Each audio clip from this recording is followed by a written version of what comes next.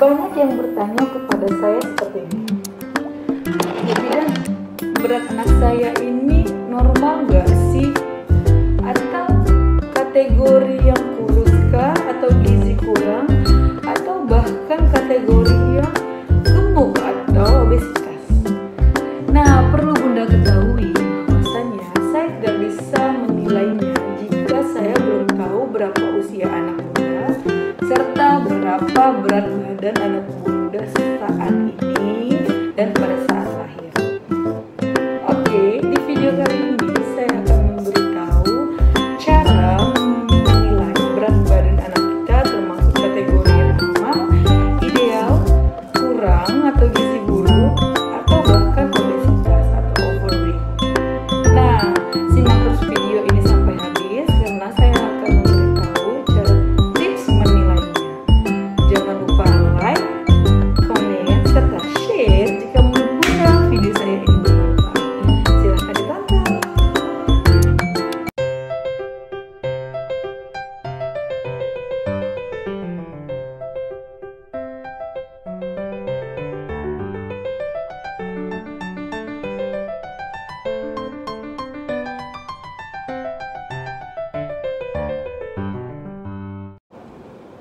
Halo Bunda, Assalamualaikum warahmatullahi wabarakatuh. Welcome back to my YouTube channel Bunda. Oke Bunda, kembali lagi bersama saya Bidan Rahmatul Manggor. Kali ini saya akan membahas mengenai cara menilai berat badan anak Bunda, termasuk dalam kategori normalkah, idealkah, atau gizi kurang atau gizi buruk, bahkan overweight atau obesitas.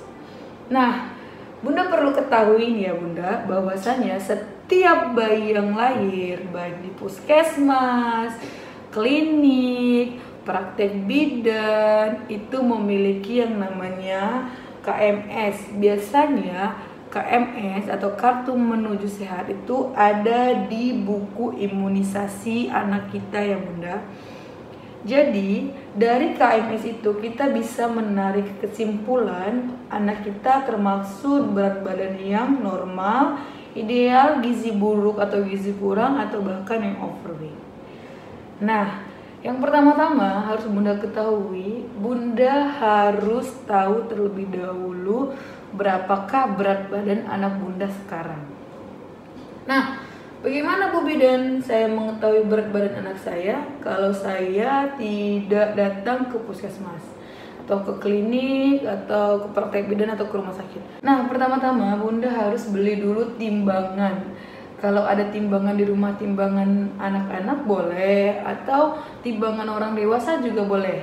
Nah, cara mengukur timbangan anak dengan memakai timbangan dewasa, yang pertama adalah Bunda harus timbang berdua terlebih dahulu dengan anaknya. Misalnya ini anaknya, Bunda gendong seperti ini ya Bunda. Nah, Bunda gendong, lalu Bunda berdiri. Nah, Bunda lihat berapa timbangannya kalau Bunda gendong dengan anak Bunda. Misalnya berat badan Bunda sama anak Bunda setelah digendong adalah 68 ya Bunda. Nah, Bunda catat 68 misalnya seperti ini. Nah, setelah itu apabila berat badannya sudah tahu berat badan Bunda, maka Bunda bisa tulis. Tapi kalau Bunda belum tahu berat badan Bunda, Bunda harus timbang sendirian. Nah, misalnya Bunda timbang sendirian, berat badan Bunda itu mencapai 52 lah. Nah, langsung Bunda kurangkan 68 dikurang 52 tadi. Berarti sekitar timbangannya itu ada 16 misalnya. Nah, 16 itu bisa Bunda kurangkan 1 on, jadi sekitar 15,9. Lalu 15,9 itu adalah berat badan anak Bunda kalau pakai timbangan yang dewasa. Kalau pakai timbangan anak-anak atau anak bayi, nah boleh langsung aja tidak pakai pengurangan seperti itu. Jadi caranya gampang aja.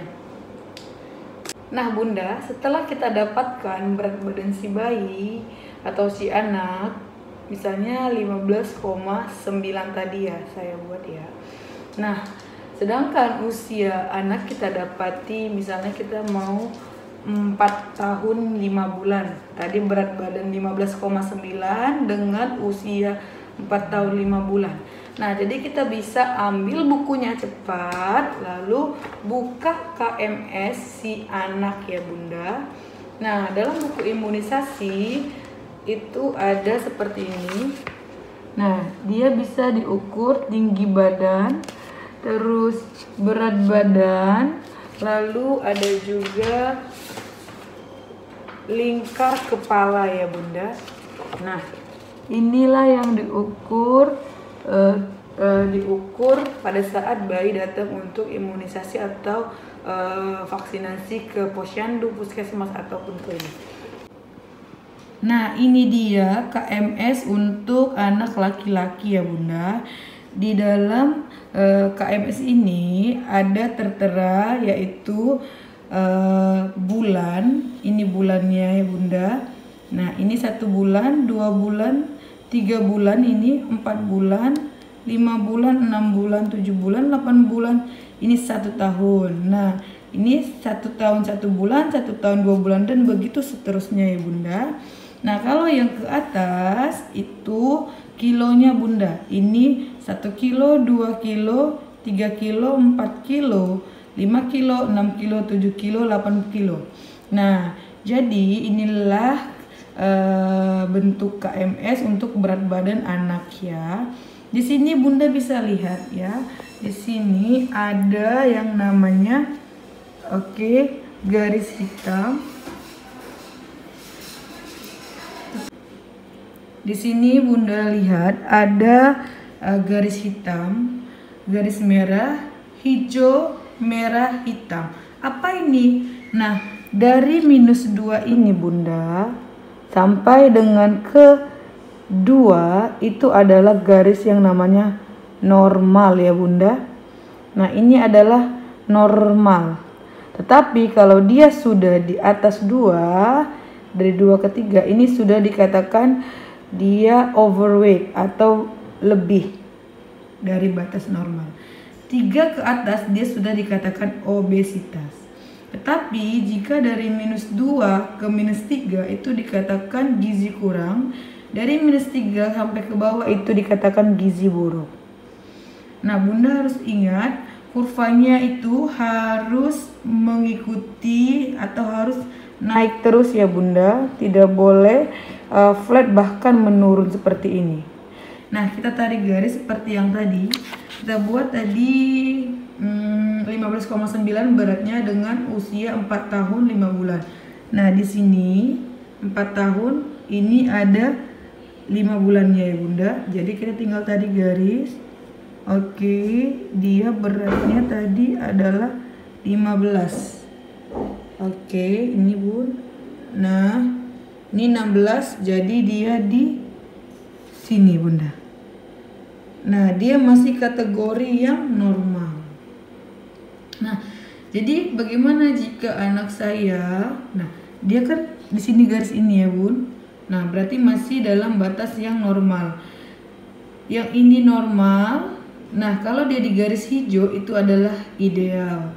Lebih dari garis hijau masih bagus dalam batas normal, dan di bawah dari garis hijau juga masih normal. Tapi kalau sudah di bawah garis merah -2 ini dikatakan sudah mulai gizi kurang. Sedangkan ke bawah nanti kurvanya itu gizi buruk. Nah, kita contohkan lagi Bunda. Misalnya anak Bunda ya usianya kayak seperti anak saya ya Bun. Dia kemarin saya timbang 8,2.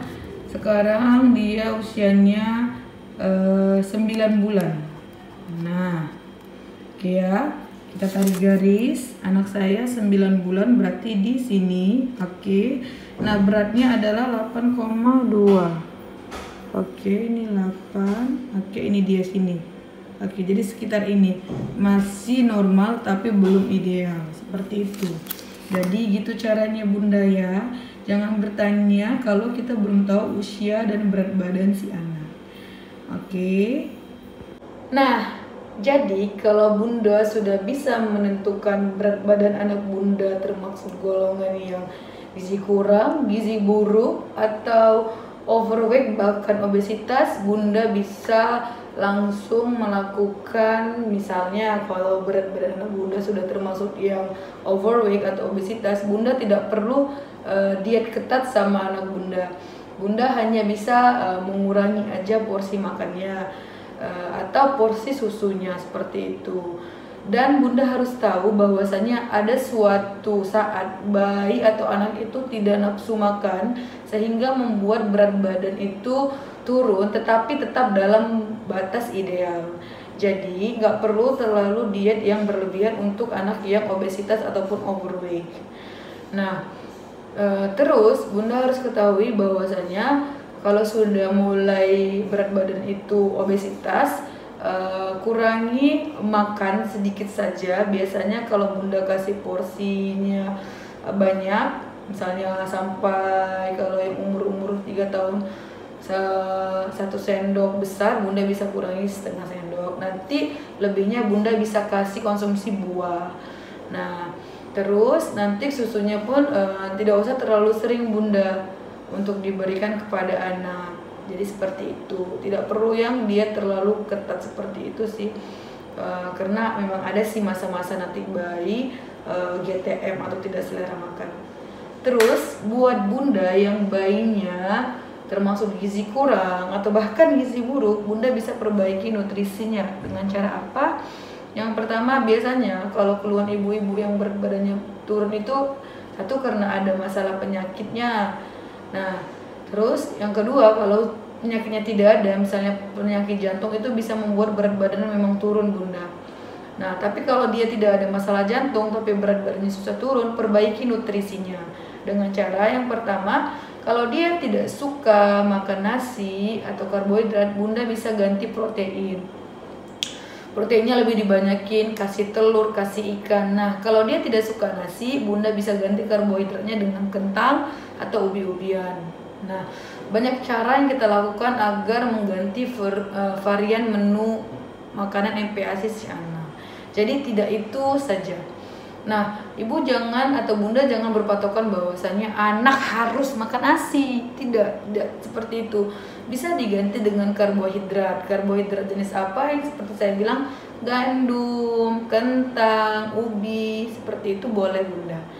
Nah, terus banyakin kalorinya, kalori yang berasal dari protein seperti telur, bisa udang, bisa ikan, daging-dagingan seperti itu.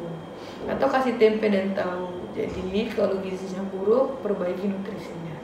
Semoga video ini bermanfaat buat para Bunda agar dapat menilai berat badan anak Bunda normalkah, ideal, gizi kurang, atau gizi buruk bahkan obesitas. Oke. Like, komen video ini serta share jika menurut Bunda bermanfaat. Assalamualaikum warahmatullahi wabarakatuh.